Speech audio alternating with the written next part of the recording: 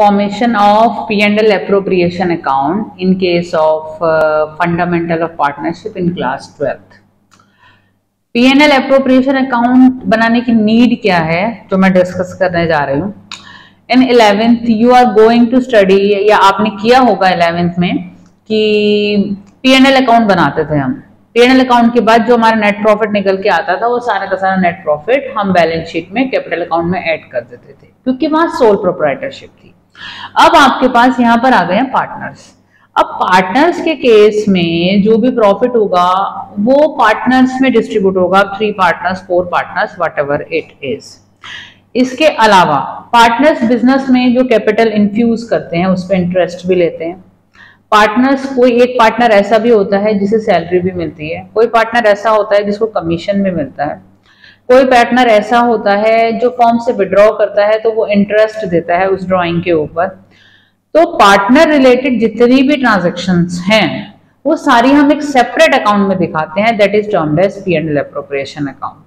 In 12th, after preparing P&L, you have to prepare P&L appropriation account. Whatever net profit you are getting from profit and loss, that should be transferred to P&L appropriation account first.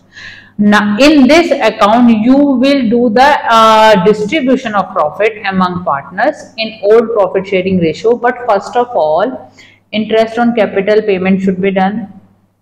Salary, if any partner is entitled to get salary, that should be given. If any partner is entitled to get commission, that should be given. So all the payment should be shown in the debit side of profit and loss account. But if all these transactions or all these transactions are given in the partnership deed, तभी मिलेगा. Partnership deed में अगर interest on capital related कोई clause नहीं है तो partners are not entitled to get interest on capital, salary or commission or bonus, whatever has been given in the numerical. So if deed is giving permission, if these things have been mentioned in the partnership deed, then partners are entitled to get, and all these payment will be reflected in P&L appropriation account debit side. आपके पास जितना भी profit है वो आपने credit side पे दिखाया जो transfer होके आया आपके प्रॉफिट एंड लॉस अकाउंट से. उसके बाद अगर किसी पार्टनर ने कुछ ड्रॉइंग्स ली हैं, बिजनेस से कुछ विड्रॉइंग की है तो उसको इंटरेस्ट देना है फर्म को. फर्म के लिए इनकम है वो P&L एप्रोप्रिएशन के क्रेडिट साइड पे रिफ्लेक्ट करेगी. क्रेडिट साइड पे वो इंटरेस्ट ऑन ड्रॉइंग के नाम से आप रिफ्लेक्ट करेंगे.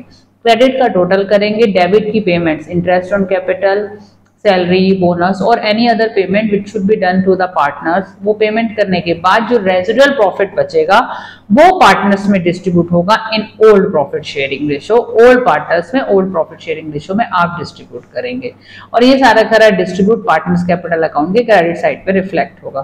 तो डेबिट में आपकी वैल्यू निकल के आएगी. इनर कॉलम में आपको तीनों पार्टनर्स या 2 पार्टनर्स या जो भी पार्टनर्स हैं उनमें डिस्ट्रीब्यूट करके शो करना है.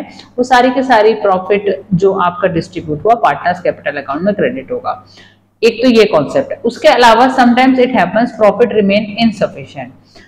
वो सब कॉन्सेप्ट में और फर्दर वीडियोस में कवर करने वाली हूँ. कभी कभी ऐसा होता है प्रॉफिट इनसफिशिएंट है, पेमेंट्स करनी है, तो क्या किस तरीके के तरीके हैं, क्या क्या हमें वेज हमें पार्टनरशिप डीड में दिए हुए हैं, हमें पार्टनरशिप एक्ट में, उसके ऊपर मैं फर्दर वीडियोस बनाने वाली हूँ और उसमें आपको वो सब मैं क्लियर करूंगी. तो आज का डिस्कशन टॉपिक P&L एप्रोप्रिएशन था. Hope you will like it. If you like it you just have to press the like button और subscribe my YouTube channel so that जो मेरी इन फ्यूचर वीडियोस आए उससे आपको हेल्प हो सके. Happy studying. Thank you.